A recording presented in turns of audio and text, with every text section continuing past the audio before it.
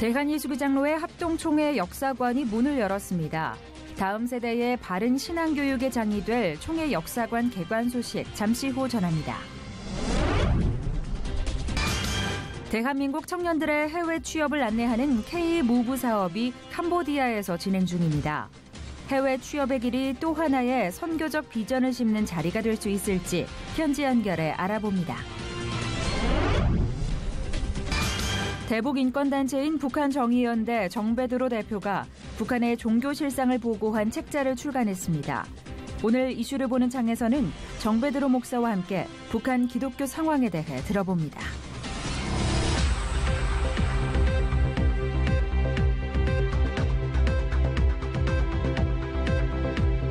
여러분 안녕하십니까? 양인수 목사입니다. 이번 주는 올 봄 들어 가장 따뜻한 기온을 보일 거라고 하는데요. 이 온기가 부디 정치, 사회적으로 가득했던 한기도 말끔히 밀어낼 수 있길 바랍니다. 한국 정치사에 또다시 불행한 일이 반복되지 않도록 우리의 마음가짐부터 새로워져야겠습니다. 첫 순서로 교계 뉴스부터 전해드립니다. 대한예수교 장로회 합동총회가 지난 제100회 총회에서 역사자료실과 역사위원회 설치를 결의한 지 1년 6개월 만에 총회 역사관의 문을 열었습니다. 총회 역사관은 신앙 후손들에게 바른 신앙을 전하기 위한 역사교육의 장이 될 전망입니다. 유성원 기자가 보도합니다. 14세기경 유대회당에서 사용하던 바그다드 사본입니다. 유대인들이 양피지나 쇠가죽지에 직접 기록한 희귀한 자료입니다. 5세기경 기록된 알렉산드리아 사본과 성서공회가 1908년 출판한 중국 성경까지 역사적 가치가 있는 사료 160여 점이 곳곳에 자리 잡았습니다.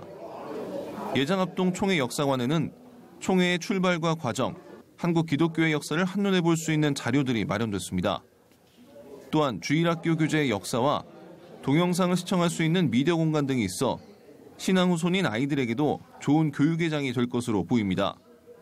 총회의 여러 역사와 자료들을 살펴보면서 이런 선조들의 좋은 신앙과 삶을 우리가 배우고 가르치고 또 전파할 수 있는 그런 기회가 되리라 생각을 합니다.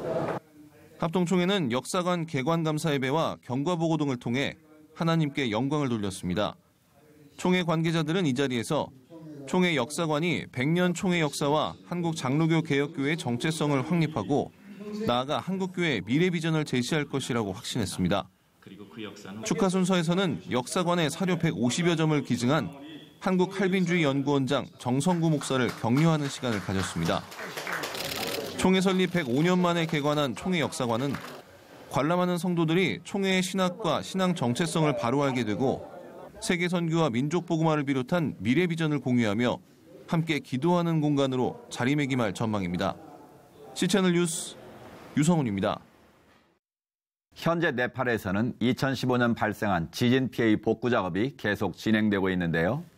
지속적으로 네팔의 복구를 위해 힘써온 다일 공동체가 이번엔 지진으로 부모를 잃은 아이들을 위해 고아원을 건축합니다. 김보림 기자가 전합니다. 여전히 지진의 피해 자국이 여기저기 남은 네팔의 신도 8초. 이곳에서 지진으로 부모를 잃은 아이들을 위한 고아원의 시공이 시작됐습니다. 누구보다 네팔의 복구 작업에 힘써온 다일 공동체가 쌀과 모기장 등의 지원보다 고아들을 위해 진정으로 부모가 되어주라는 기도의 응답에 순복한 것입니다. 이를 지켜본 현지인 릴러박타 스리스타 성도가 자신의 땅을 무상으로 내놓았고 이곳에서 다일 공동체는 지역 주민들과 시공을 위한 감사 예배를 드렸습니다. 그러나 이 일이 결코 쉬운 결정은 아니었습니다. 총 4억여 원의 예산 중 25%만이 확보된 상태에서 시공을 먼저 진행한 상황. 현재 예산 마련이 시급한 상황에서도 꿀바드로 목사는 부유하신 하나님을 신뢰하며 모든 것을 맡깁니다. जतिजनाले सहयोग गरे र हामी जो यहाँ अनि इमानदार साथ काम गरिरहेका छौं अझ यो भन्दा असल प्रकारले हामी काम गर्न सकौं भनेर प्रार्थना गरिदिनु होला. धन्यवाद. 300평에 가까운 고아원의 조감도에는 예배실과 도서관, 공부방 등 아이들을 위한 편의시설과 선생님과 직원들의 공간까지 갖춰놓았습니다. 예산과 모든 필요한 상황을 주님께 전적으로 위탁한 다일 공동체. 부모를 잃은 아이들에게 하나님의 사랑을 전하기 위해 시작한 그들의 사역에 하나님의 풍성한 은혜가 함께하길 기도합니다. C채널 뉴스 김보리입니다. 이어서 그 밖의 교계 소식 전해드립니다.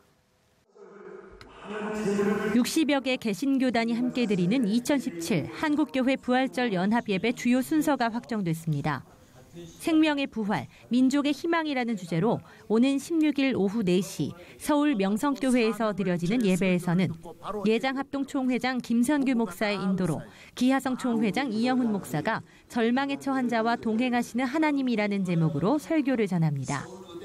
예장 대신과 합신, 기장 등 교단장들의 인도로 진행되는 특별 기도 시간에는 국가와 한국교회, 특히 세월호 미수습자 가족들을 위해 합심 기도할 예정입니다. 준비위 측은 이번 부활절 연합 예배는 종교개혁 500주년, 한교총 출범 이후 처음으로 만든 것이기에 더욱 특별한 의미를 가진다며 보이는 예배가 아닌 드려지는 예배를 올리기 위해 작년에 이어 올해도 교회 예배당에서 모이며 가능한 한 다른 순서를 줄이고 기도 순서를 강화했다고 말했습니다. 작년에 이어 2회째 진행된 부활절 영상 공모전 시상식에서는 서울침례교회 조혜진 집사가 우수상을 수상했으며 해당 영상물은 유튜브와 홈페이지에 공개해 누구나 활용할 수 있도록 할 예정입니다. 서울 남부지방법원이 신천지의 억대 구판 의혹을 폭로한 CBS의 보도가 정당하다는 판결을 내렸습니다. 법원은 신천지가 구술했을 개연성이 있다고 판결하며 신천지 측이 CBS를 상대로 낸 30억 원대의 손해배상 청구를 기각했습니다. 한국기독교문화예술총연합회가 제9회 신춘문예 신앙시 시상식을 개최했습니다. 이날 시상식에서는 부천 광림교회 류인채 권사의 돋보기가 대상을 수상했습니다. 좋은교사운동본부가 교육부 폐지와 국가교육위원회의 타당성을 논한다를 주제로 대토론회를 열었습니다. 이날 토론회에서는 교육과 관련된 중앙정부의 권한을 시도교육감에게 이양해야 한다는 주장이 제기됐습니다. 한국 YMCA 전국연맹 청소년이 직접 뽑는 제19대 대한민국 대통령 운동본부가 제19대 대통령 선거가 있는 5월 9일 투표권이 없는 청소년들을 대상으로 온라인과 오프라인 모의 투표를 진행합니다. 다음 소식입니다. 청년들의 해외 일자리를 마련하고 돕기 위한 한국산업인력공단은 캄보디아에서 K-무브 사업을 진행하고 있습니다. 이와 관련된 내용 자세히 알아보겠습니다. 캄보디아 박태훈 센터장님 전화 연결됐습니다. 센터장님 안녕하십니까? 네, 안녕하십니까? 한국산업인력공단 캄보디아 EPS 센터장 박태훈입니다. 앞서 K-무브라고 말씀을 드렸는데 구체적으로 어떻게 진행되는 사업인가요? K-무브 사업은 대한민국 청년의 해외 취업을 돕기 위해 한국산업인력공단이 유관부처와 연계하여 범정부적 차원에서 추진하고 있는 사업입니다. 네. 저희 한국산업인력공단은 해외 취업뿐만이 아닌 해외 인턴십, 해외 연수 등 다양한 분야에서 해외 취업 준비생을 위한 진로 상담, 정보 제공, 해외 취업 알선, 또한 해외 취업 박람회 개최 등 폭넓은 서비스를 제공하고 있습니다. 네. 실제로 한국의 청년들이 캄보디아에 진출해 취업을 하는 경우들이 있습니까? 현재 캄보디아에는 한국 청년들이 실제로 취업을 해서 진출하고 있습니다. 네. 작년에 저희 EPS 센터를 통해서도 11명이 취업을 하였고요. 특히 작년 12월 개최한 캄보디아 K-무브 취업 박람회를 통해서도 3명이 취업해서 캄보디아에 입국했습니다. 앞으로도 캄보디아 내 한국 청년들의 취업이 꾸준히 증가할 것이라고 생각합니다. 요즘에는 비즈니스를 선교적 마인드로 운영하시는 분들도 많이 계신데요. 취업을 하는 분들도 그런 비전을 갖고 준비하시는 분들도 계실 것 같은데 대체로 취업을 할 수 있는 직업군 어떻게 됩니까? 캄보디아에 진출한 한국 기업체 위주로 취업을 하고 있는 상황이고 주력 업종은 봉제, 금융, 건설 업종이라고 할 수가 있습니다. 네. 저희 센터에서는 캄보디아에 진출한 다국적 기업을 대상으로도 한국 인재가 취업이 가능한 양질의 일자리를 발굴하려고 합니다. 캄보디아 내에서 한국의 위상이 높기 때문에 한국 인재를 채용하고자 하는 잠재적인 수요도 존재하고 있다고 생각을 합니다. 네. 그러면 관심 있는 분들이 정보를 제공받으려면 어떻게 하면 되는지, 또 해외 취업을 생각하는 분들 어떤 준비를 하면 되는지 설명 부탁드립니다. 해외 취업을 생각하는 많은 분들이 이미 알고 계시리라 생각되지만 저는 저희 한국산업인력공단에서 운영하는 월드잡 사이트를 개인적으로 추천해드리고 싶습니다. 월드잡은 해외 취업 관련 많은 정보가 실시간으로 제공을 되고 있기 때문에 도움이 되리라고 생각을 합니다. 네. 그리고 해외 취업을 준비하는 분들은 무엇보다도 현지 상황에 대한 철저한 준비와 마음가짐이 중요하다고 저는 생각합니다. 네. 앞서 이야기한 것처럼 모든 일터를 사명감으로 여기고 준비한다면 더 의미 있는 기회가 될 것 같습니다. 해외 취업을 생각하는 청년들이 있다면 무엇을 어떻게 준비하면 좋을지 많은 도움이 됐으면 좋겠습니다. 센터장님, 오늘 말씀 감사합니다. 네, 감사합니다.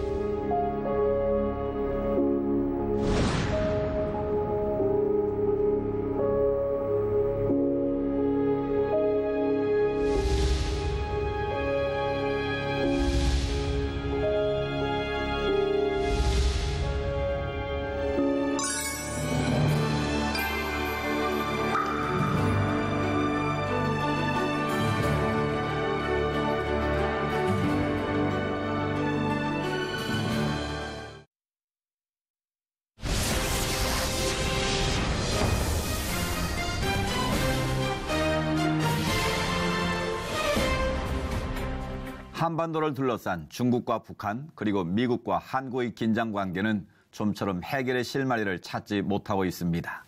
이런 와중에 중국에서는 한인 선교사를 추방하거나 억류하는 등 물리적인 힘도 나타나고 있는데요. 이와 관련한 말씀 북한 정의연대 대표 정베드로 목사님 모시고 말씀 나누겠습니다. 목사님 안녕하십니까? 안녕하십니까? 반갑습니다. 반갑습니다. 작년 말에서 올해 초까지 중국이 한인 선교사를 대거 추방했는데요. 최근에는 국경 근처에 억류한 사실이 알려졌습니다. 어떻게 된 건가요?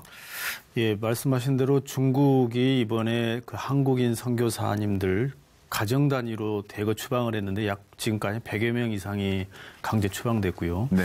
이번에 최근에 한 달 전 두 분의 목사님들과 가정도 이렇게 체포되었습니다. 현재 두 분의 목사님이 중국에 지금 관수소에 수감되어 있는 상태입니다. 네, 그렇군요. 지금까지 북한에 억류된 목사님에 관한 소식은 저희가 종종 들었는데요. 중국에 의해서 억류됐다라는 소식은 좀 생소한데 어떻습니까? 중국이 거의 5년, 10년마다 주기적으로 이렇게 탈북 난민을 돕는 선교사 목사님들을 이렇게 체포하고 추방하고 있습니다. 이런 상태에서 활동하고 있는 목사 선교사님들이 굉장히 위축되어 있는데 네. 최근에 이러한 시기에 조금 더 절제하고 좀 지혜롭게 해야 될 필요가 있다라고 보고 있습니다. 네, 네. 북한에 억류된 목사님들이 석방 소식을 애타게 기다리고 있는 분들이 많이 있을 텐데요. 아직 쉽지 않아 보이는데 어떻게 보십니까? 예, 조금 전에 말씀드렸던 중국뿐만 아니라 지금 현재 북한에 억류되어 있는 선교사님들이 여러 분 계십니다. 알고 네. 있는 것처럼 캐나다 한교회 이면수 목사님, 네, 이면수 목사님. 지금 2015년도에 억류되셨고, 그리고 김국기 최춘길 선교사님 2014년도에 억류되셨고요. 그리고 2013년도에 김정욱 선교사님이 유인 납북되어서 지금 현재 억류되어 있습니다. 그 전에도 아시는 것처럼 그 잊지 않았다 그 책을 쓰신 미국인 선교사님이 케네스 배 선교사님이 네. 억류됐다가 2년 만에 나오셨잖아요. 그렇죠. 지금 현재 이렇게 북한에 억류된 선교사님들이 굉장히 그 무기 노동 교화형에 처해져서 굉장히 어려운 가운데 있습니다. 건강도 좋지 않으시고 케네스 배 목사님에 의하면 27kg이나 빠지는 하루에 10시간 이상의 강제 노동에 시달리고 있는데 네. 한국 교회가 이분들을 위해서 좀 기도하고 송환을 촉구하는 좀 그러한 좀 움직임이 일어났으면 하는 바람이 있습니다. 네. 북한의 종교 실상이 어떨까라는 궁금증들이 참 많은데 이번에 북한의 종교 실사라는 책을 내지 않으셨습니까? 예. 어떻게 그 책을 내시게 됐는지 좀 소개해 주시죠. 예. 북한의 인권 침해가 가장 심한 그 계층이 바로 이제 기독교인들입니다. 특별히 UN 북한인권조사위원회 COI라고 하는 그 2014년도 그 보고서에서 강조된 게 뭐냐면 북한의 정치범 수용소가 해체돼야 된다. 그리고 북한의 사상과 종교와 표현의 자유가 있어야 되는데 기독교인에 대한 차별을 금지해야 된다라고 이렇게 강조하고 있습니다. 이번에 저희가 이제 종교 실상이라고 하는 책을 통해서 밝힌 것은 바로 이제 북한의 이런 차별받는 기독교인들의 인권 문제, 그리고 이 기독교인들에 대한 차별에 대한 이 반인도 범죄라고 국제사회가 이야기하고 있기 때문에 여기에 대해서는 반드시 국제법정에서 반드시 판결을 받아야 된다라는 입장에서 자료로 저희들이 제작을 하게 된 것입니다. 네. 북한은 10년이 넘도록 세계 최고의 기독교 인권 탄압국가 아니겠습니까? 예. 근데 그 책에서 북한 그 지하 기독교인들이 약 50만 명을 수산된다 말씀하셨는데 어떤 근거로 그렇게 제시를 하셨는지요? 북한뿐만 아니라 전 세계에 핍박받는 그리스도인들을 위한 인권 단체, 선교 단체가 바로 오픈도어스입니다. 오픈도어스가 매년마다 이렇게 각국의 인권 지수, 종교 박해 지수를 보고하는데 북한은 계속 15년 이상 1위를 달리고 있죠. 근데 오픈도어스에 하면은 지하교회를 20에서 40만 명으로 이렇게 추산하고 있고, 보이스 오브 마티어라고 하는 순교자의 소리에서는 50만 명으로 추산하고 있습니다. 그리고 미국의 북한인권위원회에서 제가 잘 아는 분인데 데이비드 호크 같은 경우는 30만 명. 근데 저희 단체가 최근에까지 조사한 바에 의하면은 또 한 가지 이제 그 단체가 있는데 그 북한인권정보센터 같은 경우에는 2016년 종교자유 100세에서 북한의 그 종교 활동을 한 경험이 있느냐라고 이렇게 조사를 했습니다. 2016년도에. 1만 명을 대상으로 했는데 그때 통계가 1.2% 종교 활동 경험이 있다라고 했고요. 그럼 성경을 본 적이 있느냐라고 했을 때 4.2%가 봤다라고 했습니다. 굉장히 많은 숫자이거든요. 네, 그렇네요. 그리고 저희도 그래서 한 50만 명은 그 VOM이 추정했던 대로 저희들도 그렇게 추정을 해봤습니다.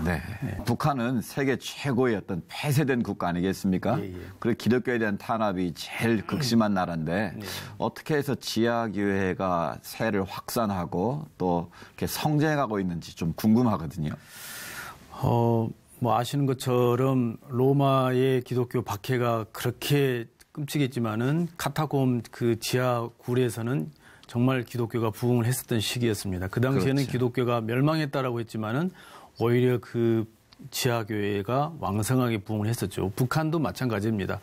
저도 처음에는 몰랐습니다만은 계속적으로 추적하고 알아갈수록 북한의 지하교회와 지하교인들은 활동하고 있고 살아있고 심지어 최근에 조사한 바에 의하면 관리소, 아주 끔찍한 수용소 안에서도 신앙을 가지고 정말 그곳에서 인내하며 살아가고 있는 지하교인들이 있다. 그래서 북한에는 반드시 언젠가 통일이 되면은 그 지하교회가 영향력을 크게 확산할 것이다라고 이렇게 믿고 있습니다. 핍박을 받을수록 더 퍼져가는 그 복음의 특성이 북한에 나타나고 있다는 말씀이신 것 같은데요. 그렇습니다. 공식적으로는 대북 관련 루트가 다 차단되어 있는 상태 아니겠습니까? 이런 상황에서 대북 관련 선교나 이런 모든 일들이 어떻게 진행되고 있는지 현재 상황이 궁금하거든요. 지금 국제사회나 또 우리나라도 국제 기준에 의해서 대북 제재를 하고 있고 또 북한으로의 지원이 막혀 있고 그러다 보니까 북한으로 들어가는 여러 가지 선교 활동도 그만큼 차단된 것처럼 보이지만 그러나 북한으로 유입되고 있는 지하 전도 활동은 계속적으로 진행되고 있고요. DVD, USB 등등을 비롯한 물자는 지하 루트를 통해서 계속 들어가고 있습니다. 극동방송을 비롯한 여러 라디오 매체를 통해서도 선교 방송은 되고 있고 거기서 이 방송을 듣고 있고요. 그런데 우리가 주목해야 할 만한 것은 작년에 대한민국 국회에서 11년 만에 북한인권법이 제정되었습니다.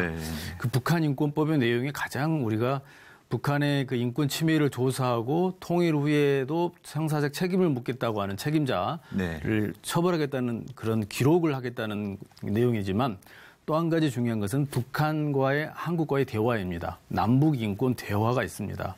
그래서 저는 정말 우리 정부에게 촉구를 하고 싶고요. 북한에도 촉구를 하고 싶습니다. 북한에 억류되어 있는 우리 납치되어 있고 억류되어 있는 분들을 석방하는 조건으로 네. 한국교회와 한국정부가 정말 뭐 개성공단이랄지 금강산이랄지 이런 것들 무조건 개방하고 오픈할 게 아니라 네. 동독과 서독이 통일되기 전에 프라이 카우프라고 자유를 샀다고 했습니다. 그래서 네. 이런 것들은 지혜롭게 우리가 현대의 그 어떤 흐름에 맞게 해야 된다고 보고 있습니다. 그렇군요. 지금으로서는 북한에 영향력을 끼칠 수 있는 것은 유엔이나 중국 같은 제3자의 위치가 되는 것이 가장 좋아 보이기는 한데요. 어떻게 보십니까? 중국이 북한에 영향을 미치기 위한 가장 좋은 방법. 일단은 유엔 사무총장, 신임 사무총장 안토니오 구테레스 분은 정말 그 난민에 대해서 굉장히 현장 경험이 많으시고 굉장히 그 한 나라의 총리로서의 어떤 국정 경험이 있으신 분입니다. 이분이 2013년도에 한국에 와서 탈북 난민에 대해서 언급을 했는데 이분들을 보호하고 북한으로의 강제 송환이 중지돼야 된다라고 중국을 언급했습니다. 중국은 이제 영향력이 크죠. 유엔 상임이사국으로서 중국이 국제법을 준수하고 강대국답게 북한의 이러한 반인도 범죄나 또 가장 형벌에 처해질 위기에 처해져 있는 그 탈북 난민을 이렇게 강제 북송하는 일이 중지되도록 해야 됩니다. 이것을 위해서 우리가 이제 국제사회가 저희 같은 NGO를 통하여서 캠페인을 하고 중국이 더 이상 유엔 총회 국가들에 의해서 북한을 더 이상 비호하지 않도록 하는 그런 캠페인 그리고 전 세계 교회가 함께 기도하는 그런 전략이 필요하다고 보고 있습니다. 네. 중국이나 유엔 같은 제3세계 영향력도 중요하겠지만 가장 중요한 당사자인 한국 정부 내지는 한국교회 역할이 중요할 것 같은데 어떻게 보십니까? 목사님 좋은 지적이었습니다. 무엇보다도 우리가 행동하고 정말 실천을 해야 되는데 먼저 우리 한국 정부가 지금 대통령이 골석이고 지금 이런 시기에 다음 대통령이 정말 잘 선택이 되어서 제대로 된 통일을 준비하고 또 탈북 난민을 보호하고 그러려면 우리 외교부가 정말 해야 할 역할이 큽니다. 아까 처음에 말씀드린 대로 현재 중국에 억류되어 있는 이병기 목사님과 원성도 목사님 같은 경우에는 순전한 탈북민을 도왔던 그런 분들입니다. 외교부가 이렇게 그 탈북 동포와 이런 국제사회에서의 어떤 그런 정부의 역할을 할 수 있도록 해야 되고요. 한국교회 같은 경우는 동독과 서독이 통일되기 전에 먼저 기도하고 교회에서 정말 통일을 위해서 기도하고 광장에 나아가서 힘껏 외쳤을 때 정말 순식간에 꿈이 이루어졌습니다. 그렇죠. 우리 한국교회도 여러 월요 기도회처럼 저희들도 통일광장 기도회 매주 월요일 날 서울역에서 전국에서 하고 있습니다. 함께 기도를 더 함께 하고 행동하는 그런 한국교회가 필요하다고 봅니다. 네. 북한 핵실험 이야기가 다시 나오고 있는 상황인데요. 우려할 상황이 발생하지 않도록 모쪼록 한반도의 평화를 도모하는 일들이 올해는 더 많이 만들어지겠습니다. 목사님 오늘 말씀 감사합니다. 감사합니다.